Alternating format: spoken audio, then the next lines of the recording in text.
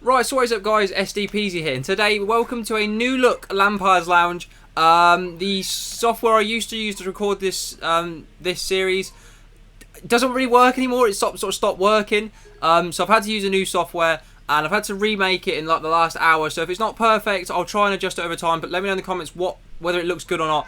But today, obviously, we're going to be talking about the Aston Villa win, 2-1 at Aston Villa. We're back with the series because the Premier League is back. I am excited. Hopefully, you guys are too. Let's jump into the team sheet. Same format as before. Right, so onto the team sheet here. This also looks a bit different. There is going to be less the only thing on the substitutes is going to be the players that come onto the pitch. Based on the idea that I don't have room on this screen for 9 substitutes every game. I just don't. So we've sized everything up a bit, so everything's a bit more visible, it's a bit more in your face, and you can see it. Hopefully this is good. Let me know in the comments, like I say again, obviously we're testing this because this is obviously in a new software.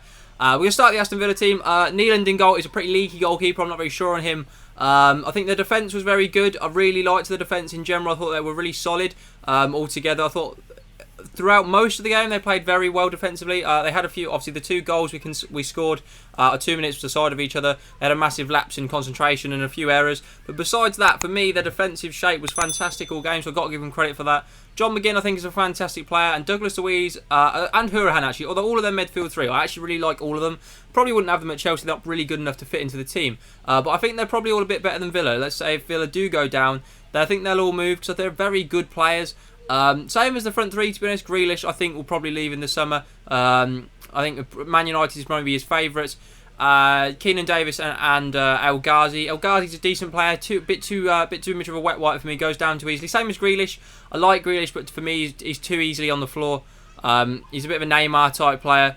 I mean, I like Neymar, but he's a lot better player than Grealish, so we don't want to talk about that one. And the substitutes that came on, didn't really think any of them actually did anything. Nakamba, Trezeguet, Samatta and Jota. I didn't really notice them coming on or really notice any difference after they came onto the pitch. Trezeguet obviously had that free kick towards the end which he put straight into Kepa's arms.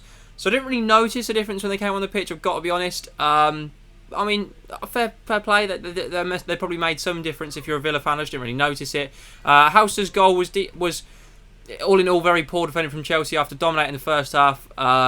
Very poor defending. First save is a very good save from Kepa, and then there's just no defenders following it up. There's 4 Villa players following the ball. It's just not good enough. But obviously, in the end, it ended up not to matter. Onto the Chelsea team now. I must admit, I didn't like the starting 11. I'll go into that more in the positives and negatives section. But Kepa in goal, Azpilicueta, Christensen, Rudiger and Alonso is not a back 4 I ever want to see play for Chelsea again. I didn't like it. I didn't think they were very good. The midfield 3 of Kovacic, Kante and Mount I thought was brilliant. I really enjoyed that midfield 3. I thought they played fantastically well together, and I was actually really impressed with all of them, especially Mount. For me, probably man of the match for Mount. Was absolutely fantastic, best player on the pitch by a mile, really creative all game, same as Kovacic. So I was really surprised when Kovacic came off in the 55th minute, but I suppose the substitutes ended up working for me. I wasn't sure, but you know, Willian, Giroud and Loftus-Cheek was not a front 3 I want to see play together again. Loftus-Cheek didn't look quite at it. Willian I don't like, and I think he's past it. Giroud, to be fair to him, worked hard for his goal, but we have better players. So for me, I was a bit confused by this one, especially with obviously Tammy being on the bench. I know Tammy ended up coming on in the end. Barkley, Pulisic and James. Reece James, although he was obviously only on for the 5 minutes of added time, looked very off the ball. Looked very not fit, not ready, not like Reece James at all. So I was very surprised by this. Gotta say, didn't think he was very good. Thought he had a very poor few minutes that he was on the pitch. He gave the ball away at least 3 or 4 times. Pulisic was fantastic when he came on, completely changed the game. Obviously got the equalising goal. And for me, was just instrumental in everything good we did after he came on. I thought he was fantastic. Abraham just obviously didn't really do much in the 10 minutes he was on, basically just ran around. And Barkley, I don't remember him touching the ball after he came on the pitch, I'm going to be honest. Azpilicueta, as much as I don't like him, did get 2 assists. I don't think he's good enough anymore, and although Reece James had a stinker, I think Reece James definitely should still be in the starting 11 over him. I don't think Azpilicueta is good enough anymore, and I think maybe for now we'll push him over to left back and drop the likes of Alonso and play Reece James at right back until we sign a left back, hopefully in the near future. But yes, team sheets, I wasn't best pleased. Positives and negatives. Obviously a 2-1 win, so there is positives. Obviously Mount and Kovacic, who I've spoke about, were absolutely fantastic for me.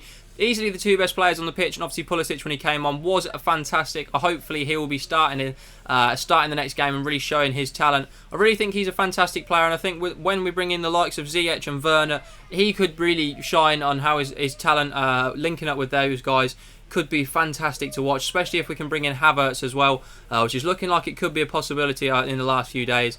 Thought both of them together were fantastic. Both had really, really good games, very creative and inventive all game, and were the only ones really putting their effort in, so fair play to them.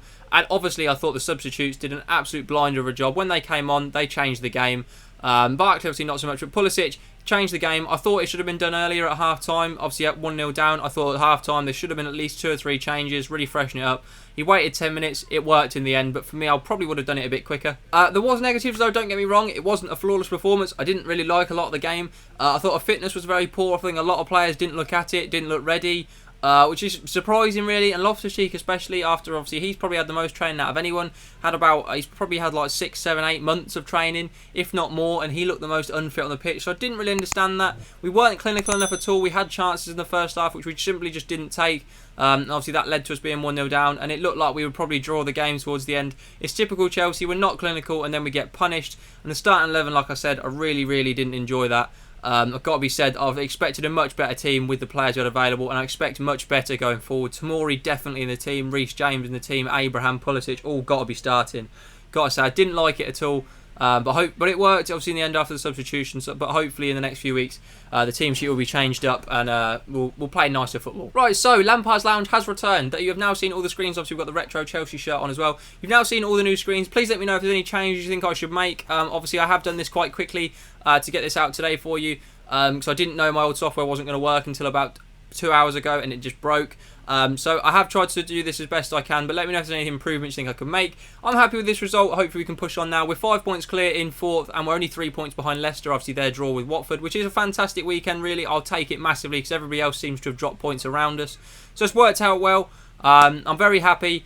Football's back, Chelsea's back, I'm excited. Lampard's Lounge obviously returning to the channel, so let me know if you're excited too by dropping a like on this video and comment down below the road to 1k 2020 hashtag in the comments. I think we're at 982, so we're so close, 18 subscribers, that's simply all it is. You guys are smashing it, thank you for your support. Drop a like if you have enjoyed this, comment down below how you can think we can improve this series after obviously the changes. Subscribe if it's your first time round and join the channel and the notification squad every single day at 6 PM. Thank you for watching.